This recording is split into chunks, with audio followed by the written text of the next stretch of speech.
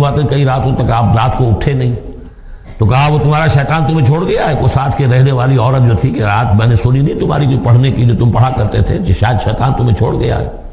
خود آپ کو جس قدر ایک اشتیاق رہتا تھا کہ وہی آئے اور آپ کی وہ روح کو جو ہے مزید اور غذا اور تر و تازگی جو ہے وہ مسلسل ملتی رہے، اس کی وجہ سے یہاں تک آتا ہے کہ حضور فرماتے کہ اس درجے میں رنج اور غم میں تھا کہ میں سوچتا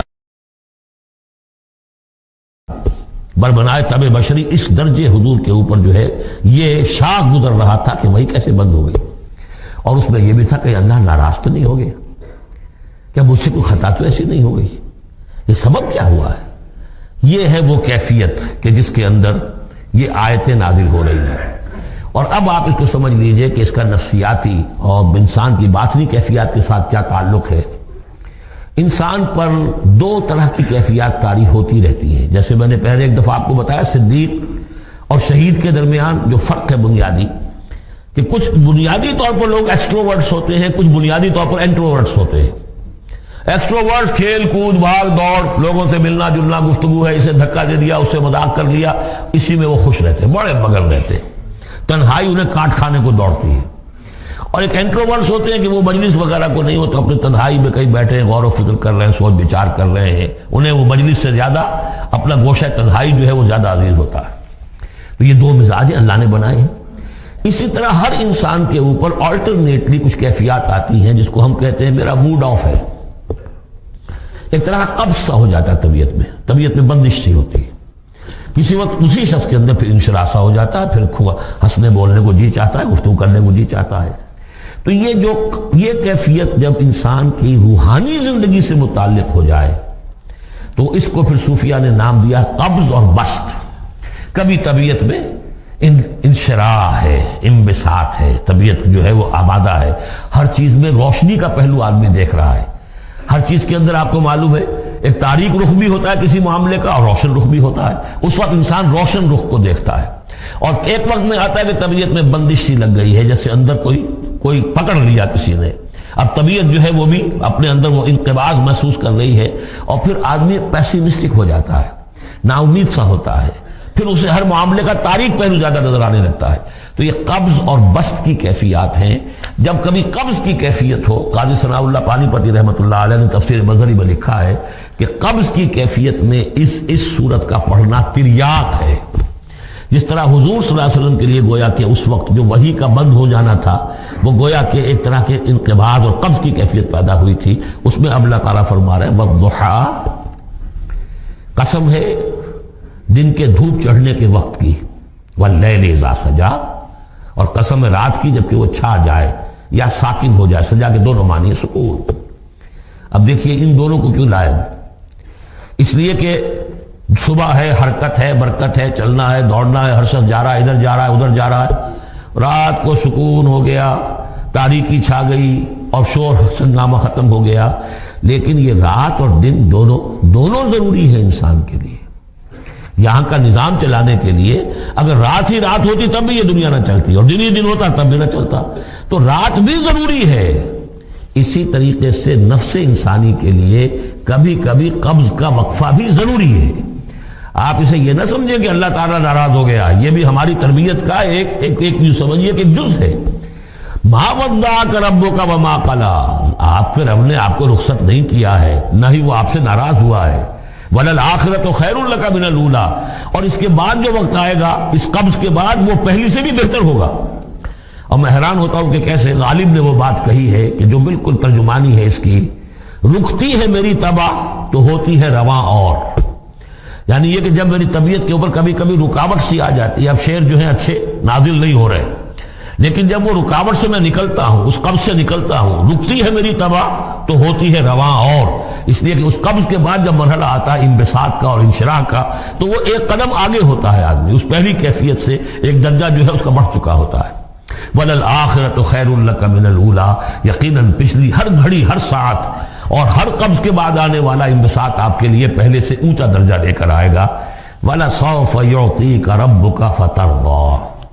ان قریب آپ کا رب آپ کو اتنا کچھ دے گا، اتنا کچھ دے گا، آپ کی محنتوں کے وہ نتائج سامنے آئیں گے کہ آپ راضی ہو جائیں گے۔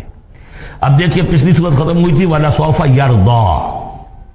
یہاں ہے وَلَسَوْفَ يُعْطِيكَ رَبُّكَ فَتَرْضَىٰ، صرف ضمیر کا فرق ہے، کیونکہ صدیق پر وحی نہیں آتی، براہ راست خطاب نہیں کیا جا سکتا، وہاں وہ صیغہ جو ہے وہ غائب کا ہے، وَلَسَوْفَ يَرْضَىٰ، اور چونکہ نبی وہ ہے جس پر وحی آ رہی ہے، براہ راست مخاطب ہے، تو وَلَسَوْفَ يُعْطِيكَ رَبُّكَ فَتَرْضَىٰ، آپ کا رب اتنا کچھ دے گا کہ آپ راضی ہو جائیں گے۔ اب یہ کہ اسی قبض کی حالت میں پھر اللہ تعالیٰ اپنے احسان جتا رہا ہے، اور یہ بہترین ہے، کبھی طبیعت پر ڈپریشن ہو اس طرح کی اور قبض کی کیفیت ہو تو آدمی یاد کرے کس کس مرحلے پر اللہ نے میری دستگیری فرمائی، کن کن مراحل پر اللہ تعالیٰ نے مجھے مشکلات سے نکالا، اس سے وہ حوصلہ بڑھتا ہے، اور اس کو بھی سمجھیے کہ اسی انداز میں علم یجد کا یتیما فآویٰ، یہ سیرت النبی کے بڑے اہم حصے ہیں جو اس میں آ گئے ہیں۔ آپ کی پیدائش یتیمی میں، پوسٹیورس چائلڈ، باپ تو پہلے فوت ہو چکا ہے، 6 سال کی عمر میں والدہ گئی، 8 سال کی عمر میں دادا گئے، اور وہ یعنی جو آپ نے دیکھا ہے ابتدائی زمانہ زندگی کا، تو وہ یتیمی کا، علم یجد کا یتیما فآویٰ، کیا اس نے اے محمد آپ کو نہ پایا کہ آپ یتیم تھے، پھر پناہ دی، آپ کے لیے بندوبست کیا، دادا کے دل میں جو شفقت ڈالی، پھر آپ کے تایا زبیر کے دل میں جو شفقت ڈالی۔ عبد المطلب کے بعد فوراً ابو طالب کا نام آتا ہے، حالانکہ یہ غلط ہے تاریخی اعتبار سے۔ عبد المطلب کے بعد کافی عرصے تک زبیر جو آپ کے تایا تھے وہ سرپرست تھے، پھر ان کے انتقال کے بعد ابو طالب کا معاملہ آیا، لیکن ان کو بیچ میں سے غائب کر دیا گیا ہے۔ بہرحال اللہ تعالیٰ جو بھی کسی کے دل میں ڈالتا ہے، آخر ابو طالب کے دل میں محبت ڈالی تو کس نے ڈالی؟ وہ ہم پڑھ چکے ہیں سورہ طٰہٰ میں، وَأَلْقَيْتُ عَلَيْكَ مَحَبَّةً مِّنِّي، حضرت موسیٰ علیہ السلام کی موہنی صورت کے اوپر اللہ تعالیٰ فرماتے ہیں ہم نے اپنی محبت کا پرتو ڈال دیا کہ تمہیں دیکھنے کے بعد وہ قتل کرنے کے ارادے سے باز رہ گئے، ان کے ہاتھ شل ہو گئے، ایسی موہنی صورت، اسے قتل کر لیں۔ وَأَلْقَيْتُ عَلَيْكَ مَحَبَّةً مِّنِّي وَلِتُصْنَعَ عَلَىٰ عَيْنِي، یہ ہوا ہے۔ تو فرمایا علم یجد کا یتیما فآویٰ وَوَجَدَكَ ضَالًّا فَہَدَىٰ، اور پھر جب آپ شعور کی پختگی کو پہنچے اور غور و فکر کا مرحلہ آیا، حقائق میں انسان کو سوچ بچار کا مرحلہ آیا، اور آپ کو دیکھا کہ آپ تلاش حقیقت میں سرگرداں ہیں، تو ہدایت دی۔ وہ آگے آ جائے گا، بہت قریب پہنچ گئے ہم، اقرأ بسم ربک الذی خلق، وہ مرحلہ جب آئے گا۔ وَوَجَدَكَ عَائِلًا فَأَغْنَىٰ، اور پایا آپ کو تنگ دست تو غنی کر دیا۔ کس طرح سے راستہ پیدا کیا ہے خدیجہ الکبریٰ رضی اللہ تعالی عنہا نے، جو بھی ان کے آپ کے محاسن دیکھے کتنی گرویدہ ہوئی ہیں، بڑے بڑے سردار قریش کے جو ہے ان سے نکاح کے خواہش مند تھے، انہوں نے خود جو ہے اپنی لونی کے ذریعے سے پیغام دیا ہے حضور کو، تو یہ ساری چیزیں جو ہے ان کی ساری دولت جو ہے وہ پوری کی پوری انہوں نے لا کر حضور کے قدموں میں ڈال دی ہے۔ وَوَجَدَكَ عَائِلًا فَأَغْنَىٰ فَأَمَّا الْيَتِيمَ فَلَا تَقْهَرْ، تو اے نبی تقاضے ان تینوں چیزوں کے کیا ہیں؟ ہم نے آپ کو یتیم پایا، پناہ دی،